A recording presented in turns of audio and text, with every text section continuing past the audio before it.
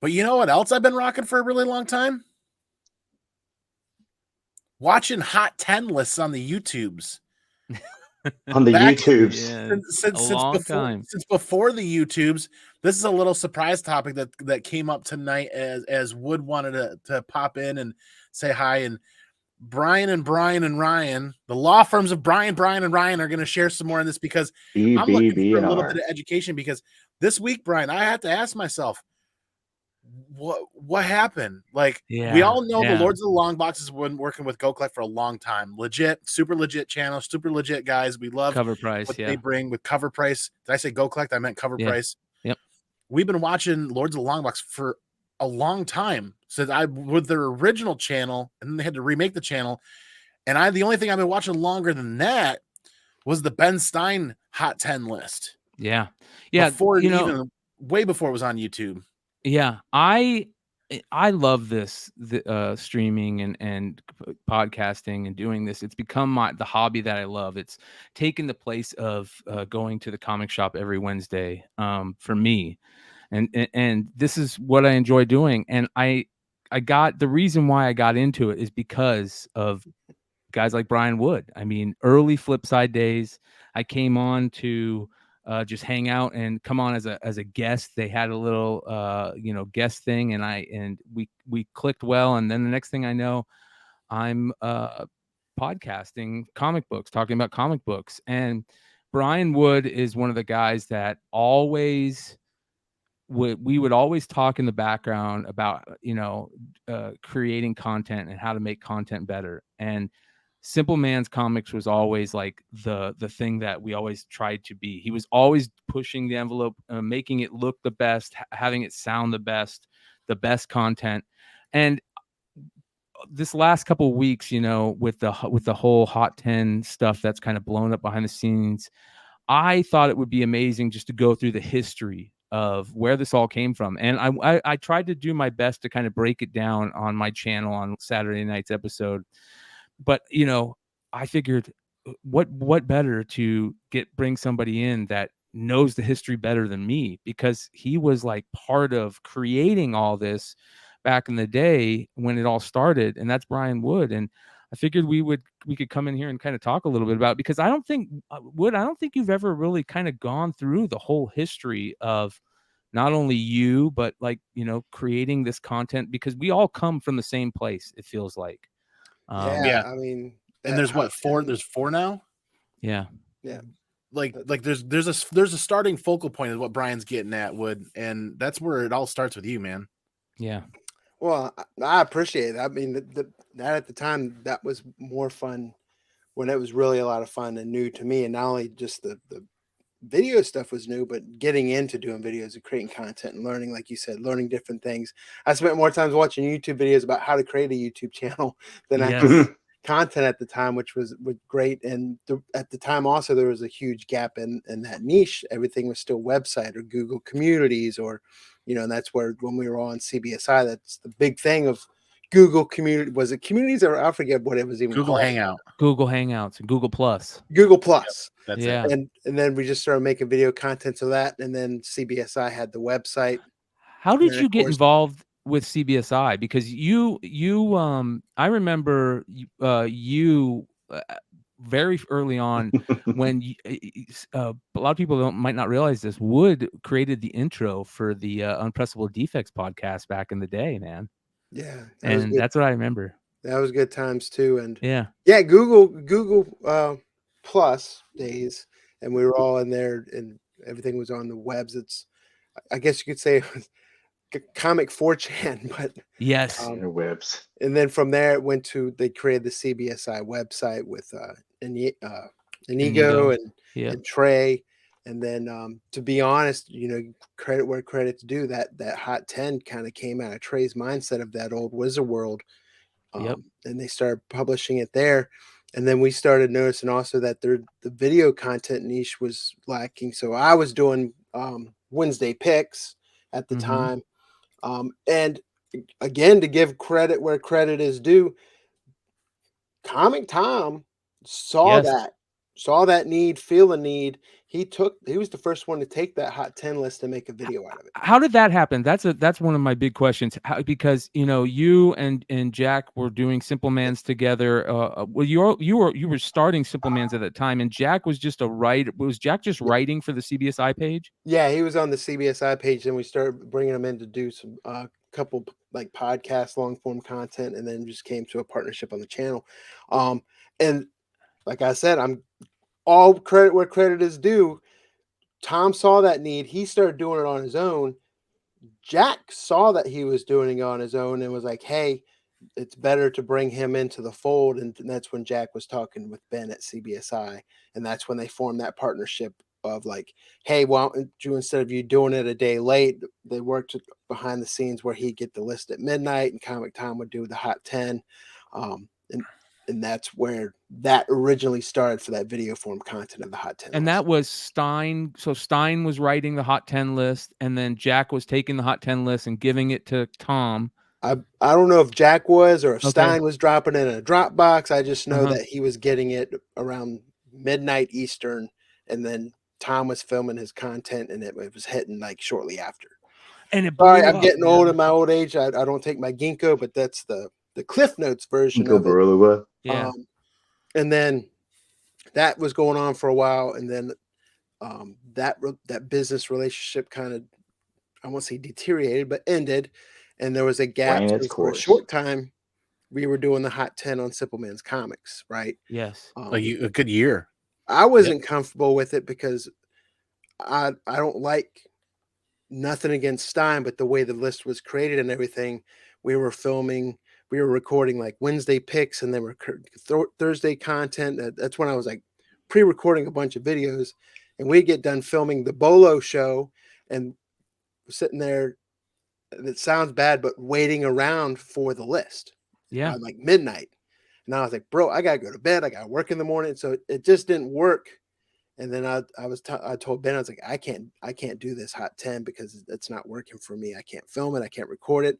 I can't put the quality into it afterwards with the editing. And at that point, he's like, well, who's going to do it? And that's when Tales from a Flip Side was also a partner channel. So it went from us over to Tales from a Flip Side. Well, Tales from a Flip Side did it. you recommended, I remember you recommended Stein. You're like, let Stein do it himself. Like, it's his list. Let him do it himself. Yeah. And Which that, was yeah, very and at cool. the time, and no disrespect to Stein wasn't doing a lot of, he was doing Flip Side, but he wasn't doing like everyone else. As we get older, you have other priorities, you have family life. So he didn't want to overcommit himself too. But since then, went to Flip Side. It's Stein, like Trey might have started it, but Stein is the one that put the ownership on it and has done it for how many years now? 7 years. 7 8? years. Oh, I thought it was 8. 7 years. Yeah. No, he said No. 7 years.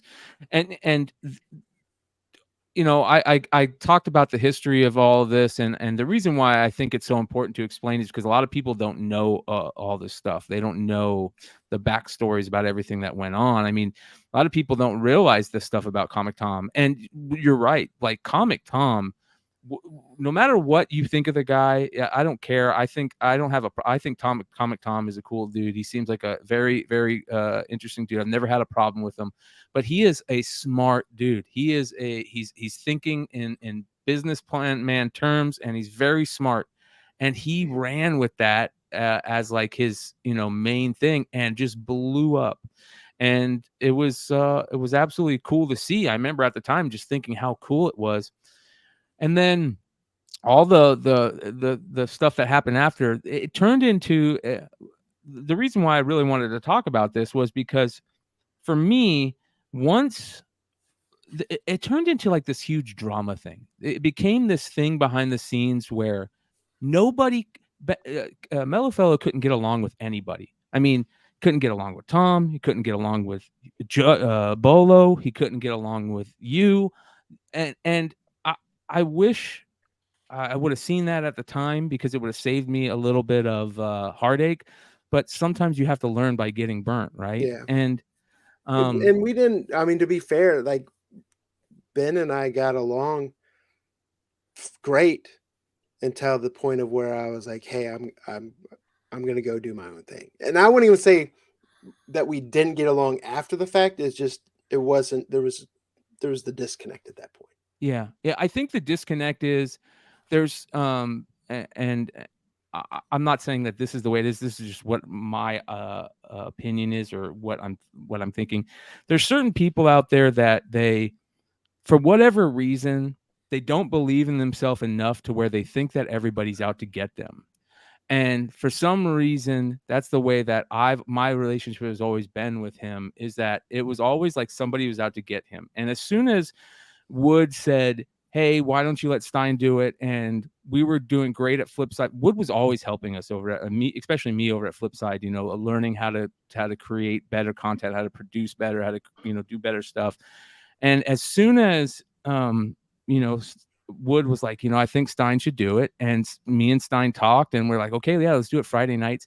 Man, it was awesome. And it was great at first, exactly like you're saying. Like, I thought that we were everybody was friends, this and that. And then slowly you just start seeing this. And it got to a point with us to where we couldn't even mention SimpleMan's or Bolo anymore, or we couldn't bring Bolo's thing up on the screen without being told, if you guys do that anymore, I'm going to pull the CBSI name away from you guys, and I'm going to blow up the bridge and this and that. And that has gone everywhere with the Hot 10 list. I feel like the Hot 10 list has been such a great thing. Stein has put all this effort into it, but there's always this drama behind it that people never really knew about. They didn't know what was going on. I mean, and it's funny because that list, I mean, there's drama behind the creation of the list. There's drama behind the content that the list made.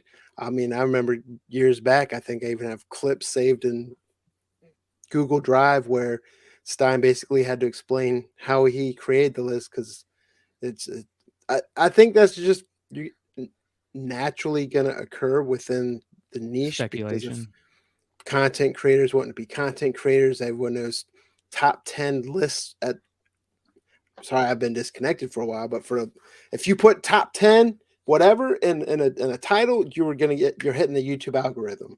Yep. And to be honest, that's why we shifted when we were doing the top 10. Jack and we shifted to, hey, we can't do top 10 current. Let's do a top 10 back issues to be on the lookout for. Yeah. Or undervalued, or, and that created great content for us. In fact, if you were to look at some of my most viewed videos, I think out of 10 of them, probably 6 or 7 are those top 10 back issues videos. So my favorite one y'all did was the FOC show. Yep. Man, that was perfect. That was another drama for your mama. Yeah. And it was fun. And to be honest, it's funny because I've taken what I've learned from this hobby and I've used it towards my work. I work in cybersecurity for the government, and I've created training videos for my work for some of the stuff there, because they're like, hey, we need training videos. And I did 1 or 2, and then they're like, hey, we want you to do more. And then I'm like, well, I'm going to we can 1099 that, and we can talk about that. It's a lot of work. There's so much work being put into creating this content. And the main reason why I really wanted to have this conversation is because a lot of people are asking, just like what Keith playing some cover tunes is asking, what are the different lists? And that's the other thing. Like, there's so many different Hot 10 lists out there. There is the key collectors list, right? That key collector does, which now Tom goes over. That's that instead of Stein's list, he's using the key collector list for his Hot 10 stuff. There is the cover price list, which, what Andy said, Lords of the Long Box do a great job of presenting the cover price list on YouTube. And then there was the Hot 10 by Stein, that for 7 years has been either done by Comic Tom in the beginning, SimpleMan's, and Flipside, and now House of Stein. So it seems like there's 4 main Hot 10 lists that are out there that most people go by now. Whereas back in the day, the main list came from this right here. I mean, it's funny because if you look at the graphics for the Hot 10 list, it's the same graphics that everybody uses because of how important I mean, you just look at that and That was it like the takes you Beckett back. of comics back in the day. Yes. Well, I mean, that's where the idea originated from. Back in the Hangout days, people flipping through Wizard books like, why don't we do this? Why don't we look at this and base it off of actual sales data? Because now we have eBay to draw from. Not only eBay, but I think there may have been something else back then, but eBay being where it retains a lot of that and you can look it up. But that's where, when you guys presented this idea, I thought this was fantastic to talk about tonight, because me, as a person in the community that does create content, who's been watching everything, has been a part of it and a part of that history, my brain's kind of fried at how many different things, and it's not bad. I think the more that's going on, the more content that's out there for the vast palette of collectors that's out there. I'm just starting to realize I'm getting like Wood, where I'm getting a little bit older, and I'm like, I'm like, what's going on? So I'm glad that you guys are here clearing this up. And there's a really good question in here that we can touch base on too. Is Three Rivers says, I'm glad you explained the history. I was not aware that most of the content creators I watch are all colleagues. In fact, Yes. all of the largest comic-based YouTube channels, well, let me rephrase that, besides Comic Historian and a couple of Comics Explained, some of the other ones, the bulk of the community that out there that have larger channels all originated from the Google Hangout days. Yes. Bryan, McClay, Bryan Wood, a lot of the people that I came into the community and started watching and looking up to, and especially like Bryan's content of how to start a YouTube channel. Mellow Fellow, the guy who ended up buying the CBSI website, came from that. Trey, who created CBSI, came from that. Big Leg, Wood, me, Ben Stein, Matt DeVoe, who was cover price, Dino, John Z, Mel V, Ultra, Peter Renna. Been writing for a long time. Old school Paul Wiederhold.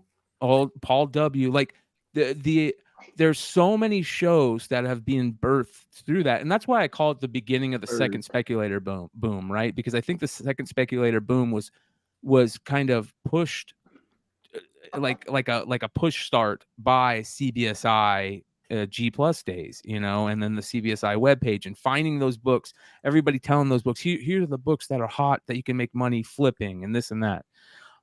It's been very interesting, and we've all grown, and we all know each other behind the scenes too, which is why I think that I felt like it was so disrespectful. Everybody keeps asking me, like, why am I saying all this? Why am I talking about this? It's pure and honest respect. It is respect. It's always been about respect and transparency to me. The people that I consider like my friends and my allies have always, it's always about being respectful in turn, right? And there was just so much disrespect through the years coming from and when I say CBSI now, I mean Mellow Fellow. There's been so much disrespect through the years coming there, to see it turn into this, and it feels like it's happening out of pure disrespect. And I don't want anybody to ever think when I talk bad about CBSI that I'm talking bad about the writers or any of that stuff, because that's where we all come from, and there's so much respect for all those people that were doing that. And here's the other thing. Nobody's ever been paid for that, I think, right? I mean, Wood, were you ever paid for any of the CBSI stuff that you did? No. Stein never paid. We did it for fun. It was us growing our own community. Yep, exactly. And that's what it was, until it felt like that community was being held over our heads. If we didn't say what Mellow Fellow wanted or do what Mellow Fellow wanted, there was always this threat of, I'm going to blow up the bridge. I'm going to burn the bridge, and this and that. And that, same with the ultimatum. Either you get rid of this guy or you can't do the list anymore. Either you get, and I'm sure Bryan had those things too. I'm sure that, when Mellow Fellow and Bolo were having their thing, there was constant that type of thing where it was either you get rid of Bolo or you can't talk, you can't be part of CBSI.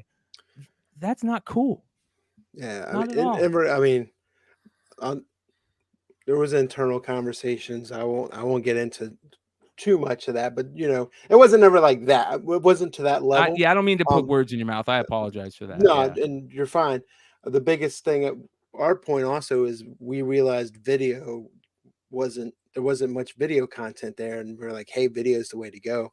And I do remember having the conversation where we were, our video is only related to like 4% of the website clicks. And I was like, that's not what we're talking about. That's not translating the marketing, the intangible marketing that we're doing by having videos that take you back to the website.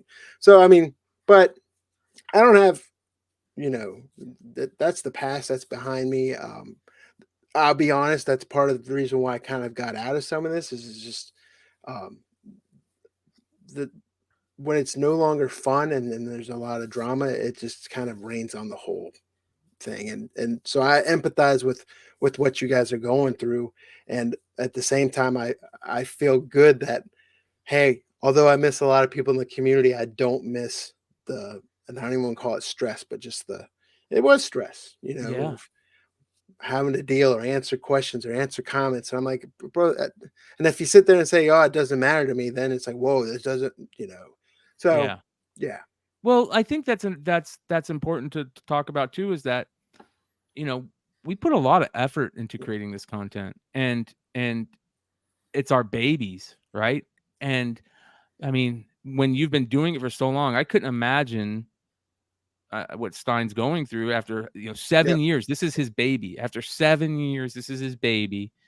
And same with our channels. We put a lot of effort into these channels. I still look back towards the fun times at CBSI and the fun times at creating content, and with a warm feeling in my stomach. But I also look back at it like, man, it sucks that a lot of this we have to either walk away from, or that. Yeah, there we go. Looking forward to a Hot 10 show of stories about CBSI. That will involve some alcohol.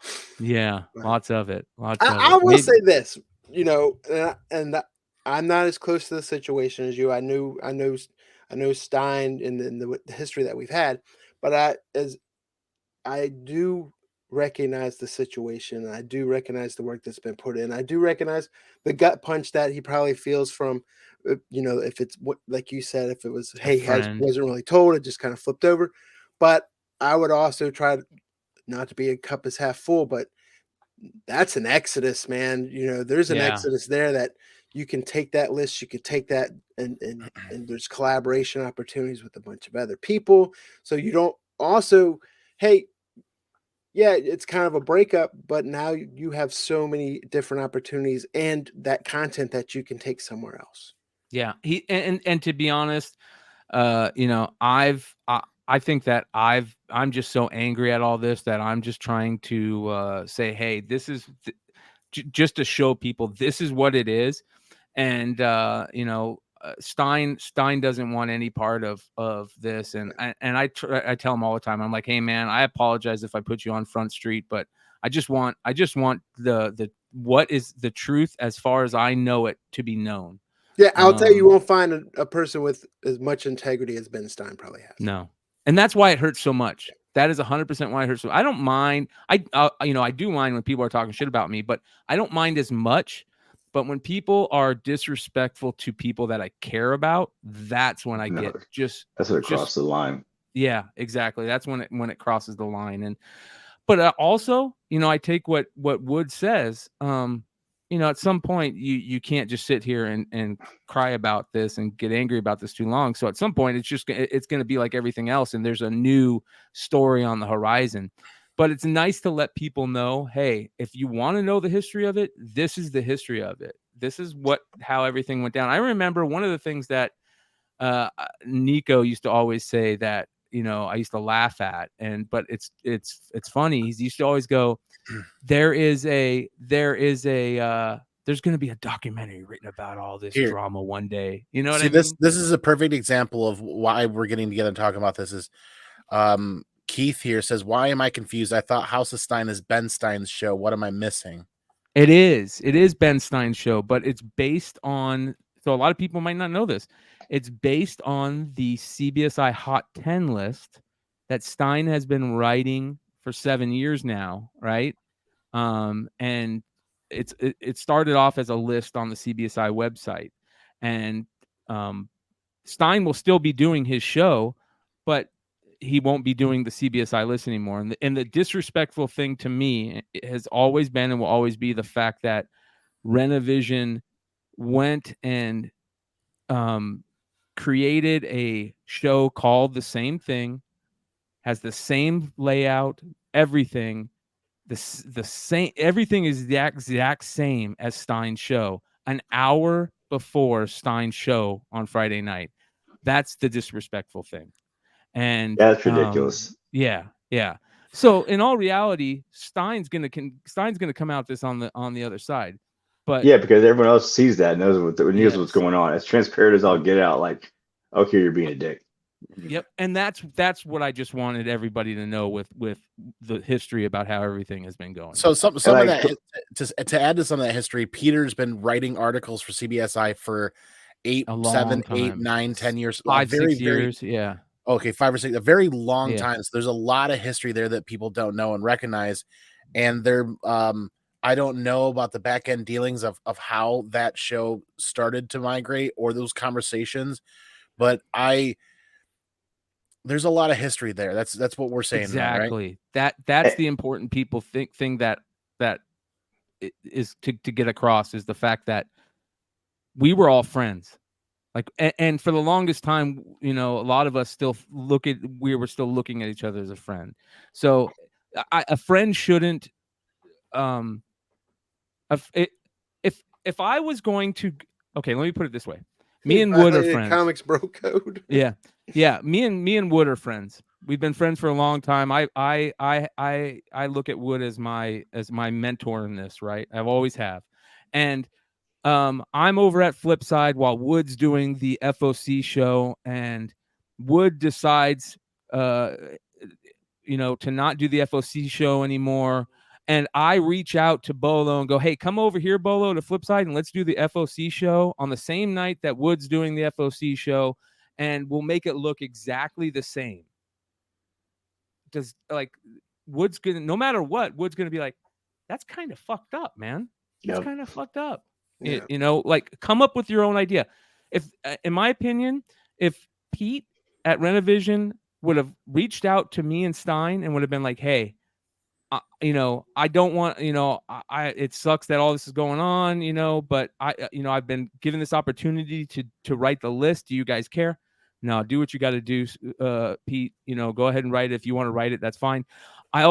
Pete says, I also have the opportunity to do a show. Do you care if I do a show? Not at all. Just don't do it on the same night as ours or at the same time as ours, and don't make it look exactly the same as ours. Change it up. And they did. And then this would have never happened. You know what I mean? Because just make it a different show. Who wants to copy someone else anyways? Yes. And that's the other thing. Here's the other thing.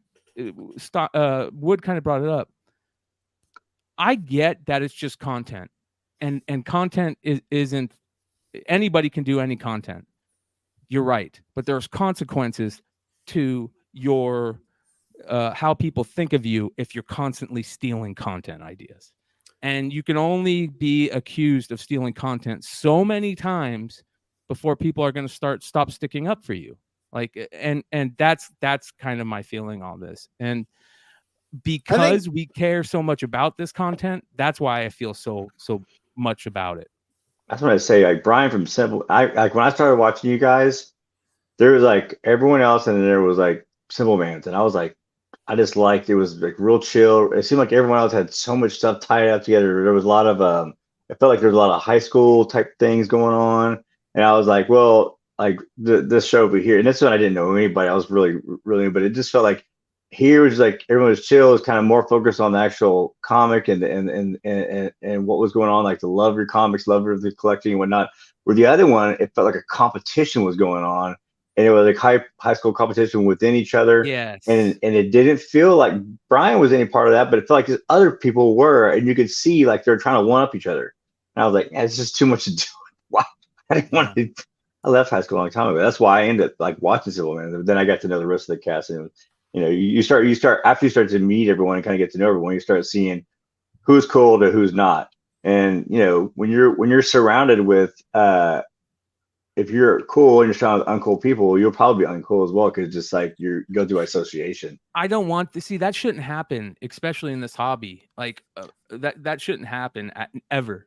We should the uncool thing, like, and people should never feel uncool in this hobby, because and I hate the fact that ever happens. I don't want that to ever happen.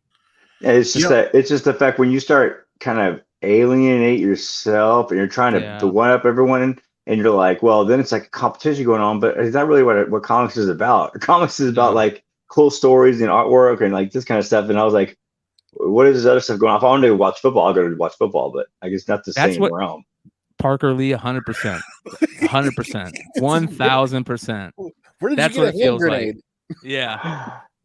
I'm with Three Rivers here really quick. Bryan, kind of long. Let me get to this. A little rivalry between shows makes great content. I think this is a perfect opportunity to do some volleying back and forth, and have a little chummy rivalry. I mean, people might not agree with me on that, but I'm a man that's going to watch all of the content. I'm going to enjoy being a part of the community, and I'm going to look for some of that rivalry. And that would have been fine, but that all changed when I started getting people messaging me, telling me that people from Rhynovision were sending them direct messages, telling them how much of a bad person I was, telling them that's ridiculous. That I make up, that I buy views, that I manufacture views, that I can't afford my own home, so I live with my parents. Like, what? If you did, who cares? That's not. First of all, it's not true. First of all, it's not true. But even if it was, I don't care. The other thing, that I steal money from old people, that I make money by stealing money for old people. Like, why is Rhynovision telling people this? That's the part that set me off. That's the only reason why.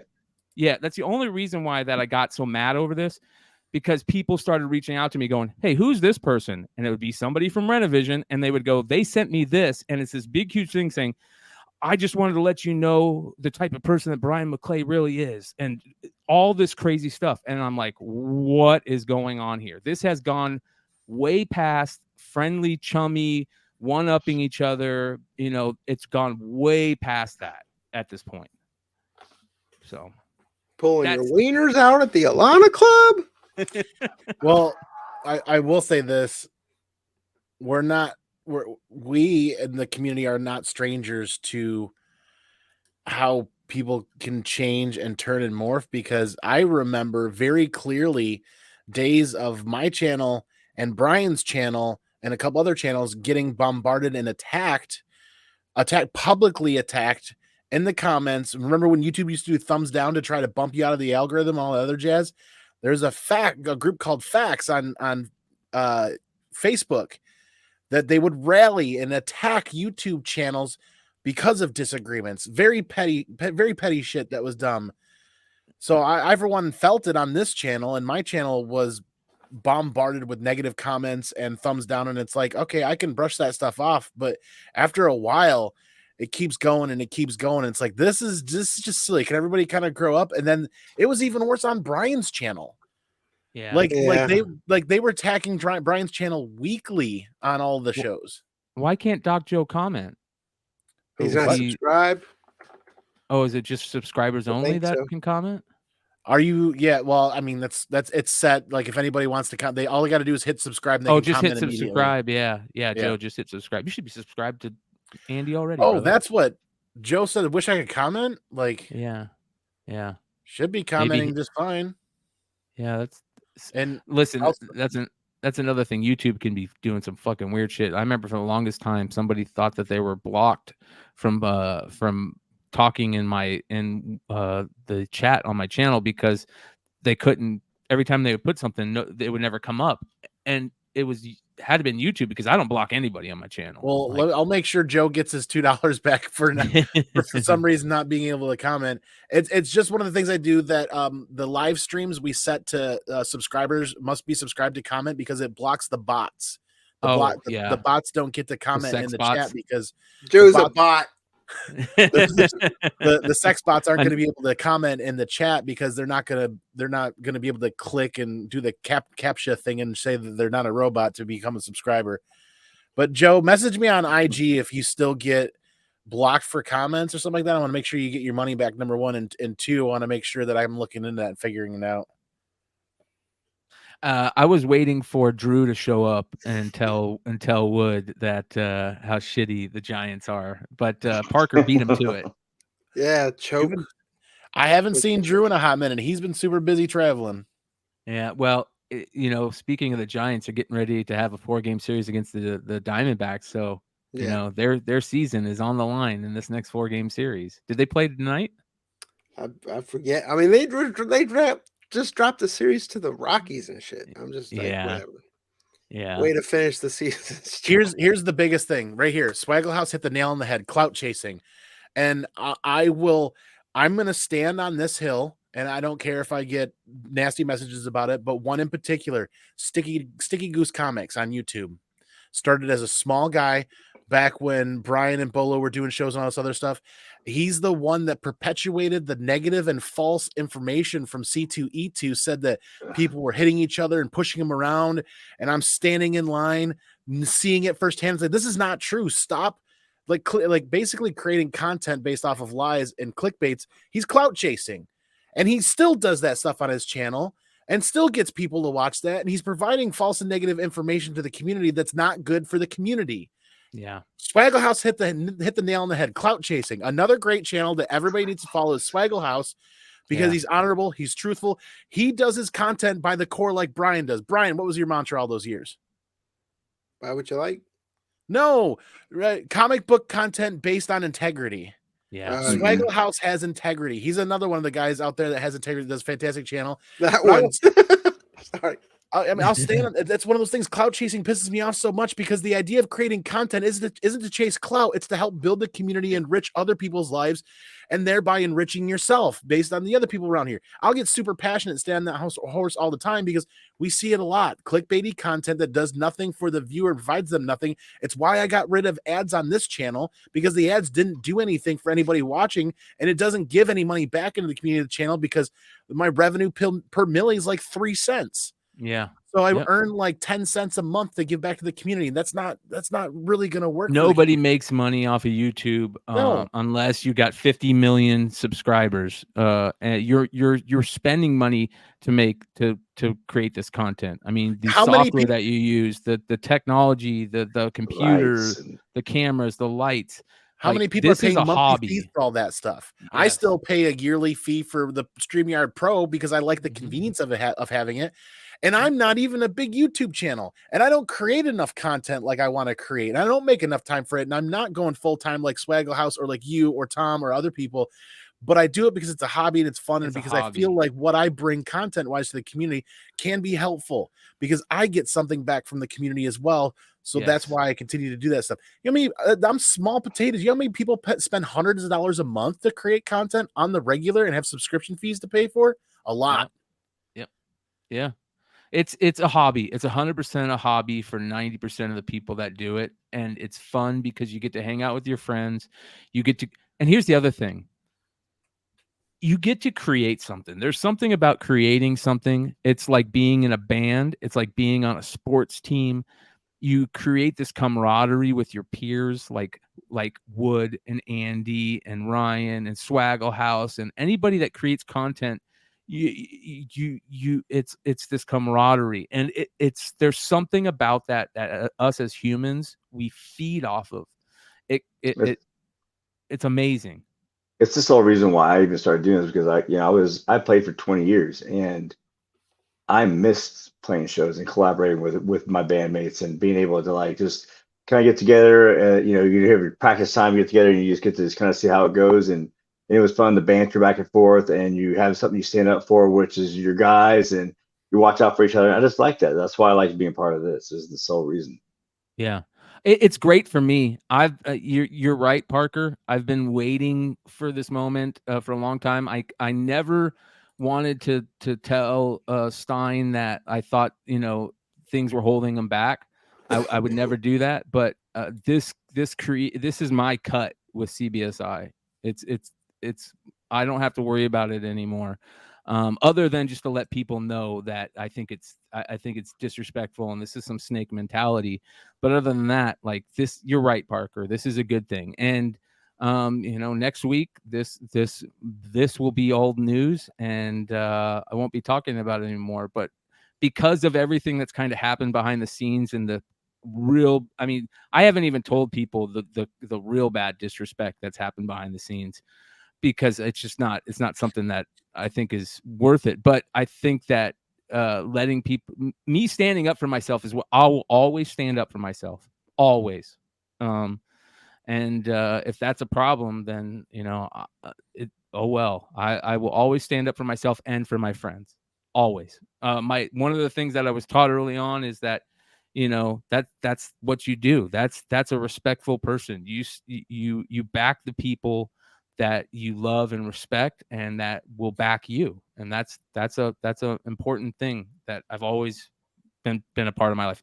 That and honesty. I'm honest to a fault. You know what I mean? Like, I'm catching a lot of shit for talking about this stuff, and it's because I'm honest. It's very easy for me to let this stuff fly and to not have to have me remember stuff and this and that, because I'm not lying. It is what it is. Can I explain CBSI? A guy makes money by getting a bunch of content creators he doesn't pay to write for him. I'm in the wrong line of work. Yeah.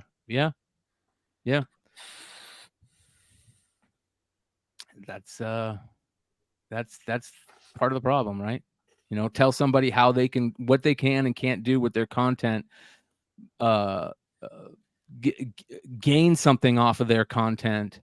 I mean, Stein would write the list, create the list, upload it to the webpage. Nobody did anything. I mean, nothing. Stein did it all. It's not like somebody at CBSI Stein was sending him the list and they were putting it up and making it all nice and pretty and putting links to this and that. Stein did all that for however many years. You know what I mean? That is the part of the thing, of the respect thing for me. That's the thing too. And to not contact him, because he also had the power to go in there and do whatever he wanted to that website when he found out. Yes. And he was like kind of a chill guy, and they always wanted someone that's chill. They're like, oh, you'd be easy to part friend to fuck with. It's just like, God dang it, like just let people chill. People that are chill and just kind of laid back and don't worry about all the drama stuff. It's like they don't have. Like, why you want to mess with someone? Just let him. I mean, just like he never messed with anybody.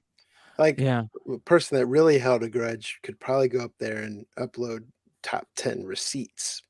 Yes. Yes. I'm sure there's some. But... It's funny you mentioned that. One of my very first interactions with John and Peter and the original Hangout guys that I got to know really well and became near and dear friends to me was I had a receipt for a comic book that I got for like $10. That was the big hype was, oh my God, it's selling on eBay for $100. So way back in the Hangout days, I posted it to the group. I immediately got banned for sharing a receipt because they said that's not good. You're not supposed to share receipts. Even after they changed the rule, like that day or the day before, that says you could share this stuff now. I think it was John Z actually. If John Z, brother, if you ever watch this again, let's hit up the back alley. Let's go have a pint and talk about this, because it was a hilarious, fun looking back at how John Z banned me back in the day. It was from the Facebook group. Yeah, it was one of the early when the group made the bridge from the Google Hangouts into Facebook. And it was a book from Europe that I got. It was like the last retailer that shared variants. I got one for like $10. Shared the receipt, got banned immediately. And it took me a week of asking around, and I think even Dino got involved, and it was hilarious. I'm like, what's going on? You had again another thing where somebody is doing the dirty work for somebody else. It's like there's all these monitors and hall pass monitors in this big group. It's like, come on now. But it is what it is, and I think exactly, this too shall pass, and it's just me letting some steam out, letting some air out, and unfortunately, I picked a hobby where I am a public figure. I'm not saying I'm a big public figure, but a lot of my life is online for the world to share. And I like that. I like that. It keeps me honest. It keeps me, On you know, point. on point. Yeah. So, Well, I will say this: but there's no shortage of great comic book content creators out there. Bronze Age Nerd is one that comes to mind, who's doing yes. his own little top 5 or top 5 don't buy these, and kind of finding his own niche and way of providing almost a different spin on the content. It's provided a little bit differently, where it's not a true top 10 list. You know what I Well, mean? here's something that I will say, and I've said this multiple times in the past months. If you, this is just my advice. If you're somebody who wants to become a comic book content creator, don't try and think of things that are different for content, for segment. Try not to do market reports. Try not to do top hot lists for hot books. Try to. I mean, I'm not saying you can't do those things. Try not Innovate. to. Yeah, try not to go to Bleeding Cool or to First Comics Newsbeat or to CBR and just regurgitate the same stuff that everybody else is doing. Try to come up with something new. Every channel these days seems like they're doing the same thing, and that's okay to a point. But my suggestion is try to come up with different ideas. Try to be an innovator, like the FOC list was. Nobody was doing FOC at all. Nobody really even knew what FOC was until we started seeing the FOC show on SimpleMan's, right? That's I being an don't think Oh, anyone innovator. I does. was ruining the hobby. Yeah, you were. Man, Yeah, that thing was exactly. awesome. It was That was a so, must I had watch so much hate and vitriol. Well, every single Yeah. week. That was a must watch. Like I had to watch that one because I was like, it helped me out with trying to find the stuff. And I wasn't like, I'm a collector, so it was perfect for me because when you're not a speculator, you're kind of in a competition, if you will, to try to get the books you want for your collection before the speculators get them. And so it Yeah. helped out tremendously. Yeah, I single-handedly ruined Something Is Killing the Children #1 because I talked about it. I forgot all about that, man. You Oh, jerk. dude. Yeah, that was a big Lose. deal at the time, man. A big deal. And now everybody's talking about FOC No one's supposed to know about the last time you can order the books. You just show There's up at their at the store with it and hope they're there. it's funny because there's this thing that happens in streaming and content creation. It's called the meta, and basically what it is, it's the thing that everybody is currently doing to either make money off of or make views on, whether it's hot lists, FOC shows, tier lists. Like for a long time everybody was doing tier lists, right? Not just comic people. Every streamer, every person on Twitch was doing a tier list, right? And they would go to that tier web page and they would put tier list, right? That was a meta for a while. The hot tub stream and streaming was a meta for a while. If you did anything with a hot tub, you were pulling in views. I mean, none of us, obviously. Nobody wants to see any of us in a hot tub. My kid loves But some AI presidents. Oh my God, the artificial AI presidents. Yep. Yes, the AI stuff right now is a meta. It's what everybody is doing in the content streaming creation world, that because they just can't come up with an idea on their own. And I'm not saying that's a bad thing. Sometimes you do that. And sometimes it helps to create ideas. Sometimes it gives you, hey, let's build on this. But don't always let it be your go-to. Don't always let it be your thing that you're just going to do what everybody else is doing, because then we're all just talking about the same shit. I can do a show and the same shit that I talk about, somebody else is going to talk about, and 4 other shows are going to do it. We're all talking about the same shit. We're all smelling our own farts. Unless we are more creative and coming up with better ideas, then the content's going to be garbage. It's going to be what everybody else is doing. I've seen this segment 5 days ago on another channel, that type of stuff.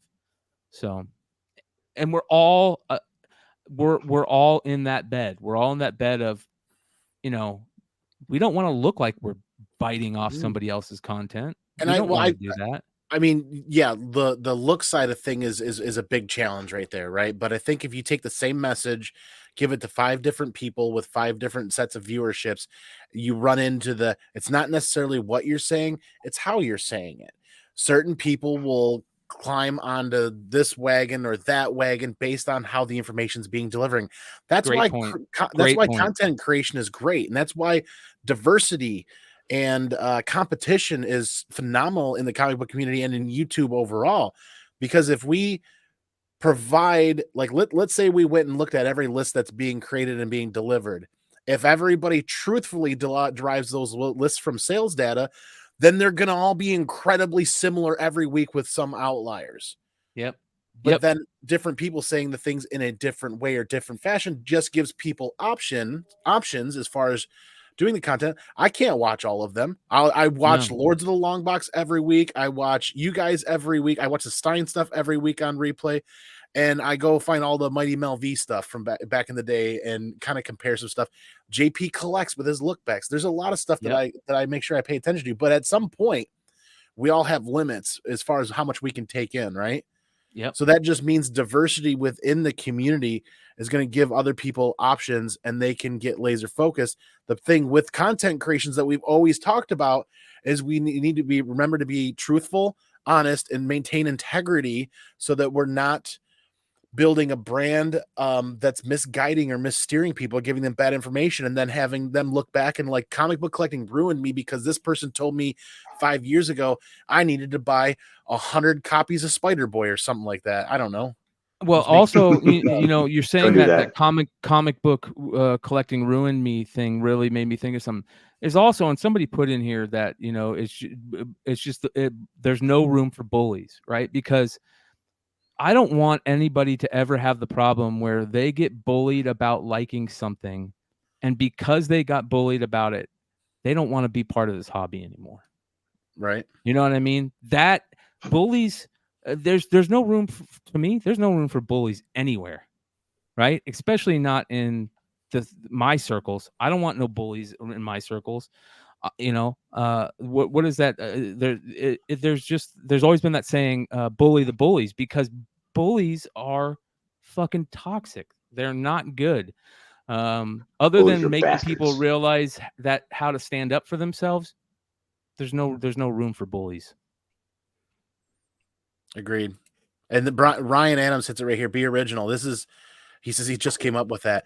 I tout that. I try to remember to tout that at the end of every one of my shows.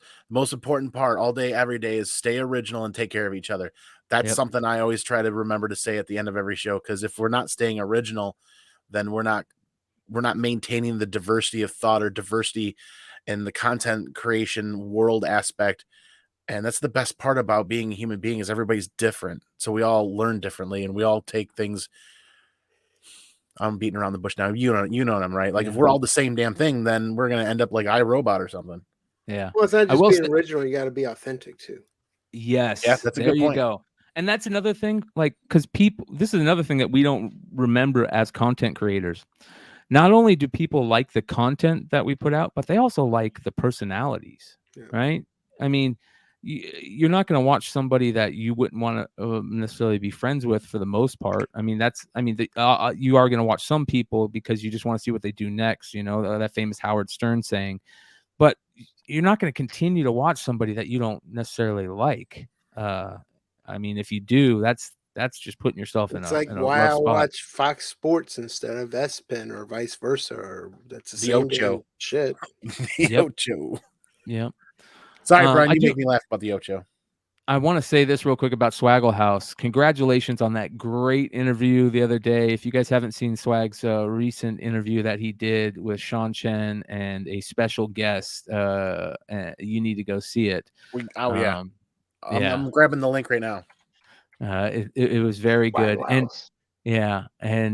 the fact that he pulled it off was pretty amazing, and it's a very, very excellent interview. Swaggle House is only 500 away from hitting 20,000 subscribers. Wow. Nice. Wow. Great job, man. Killing it. Absolutely killing it. There's the link. You guys go check it out. Don't miss it. It's worth it. And don't miss Mickey's new book. Yes. So he sold out of that of the Pulled out of cover C. He still has some cover cover C? A's left. Okay. Yes. All right. Yeah, excellent shit. Support Mickey over at Swaggle House any way you can. Sub up, buy a membership, whatever it takes. It's worth supporting his content. So I was long-winded tonight. I apologize.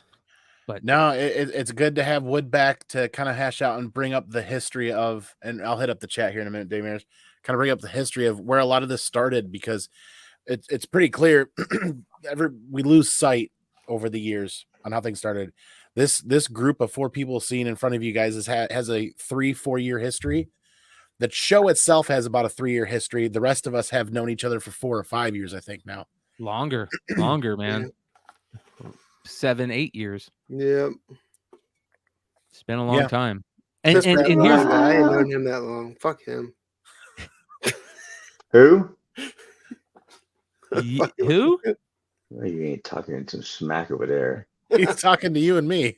You know what? Good shit. You know what happened the last time someone says some shit like that to me? No one knows. Okay. Yeah. Can't ask, So you're about to can't ask blab him. it. He ain't here no more. Yeah. I You don't remember know, when now this you show know. started. This show started. This show started. We had Tony Fix was with us. Dank was with us. What's Dank up to? Has anybody talked to Dank lately? Man, Dank was man. I'm gonna try to message him tonight or tomorrow. But we had 6. This show ran with 6 for a good long while. Tomberland. Yep. Yeah. The dude from the Charm show. What was it? Southern Charms. Yeah. Yeah, Andy. Season 9 just kicked off, by the way. Is he still bartending in it or doing the grass raker? Like raking grass or some shit in there. But he's a Clemson fan, and I hope they lose this weekend, bastards. Oh boy, this is a really good opportunity as we segue out of this to again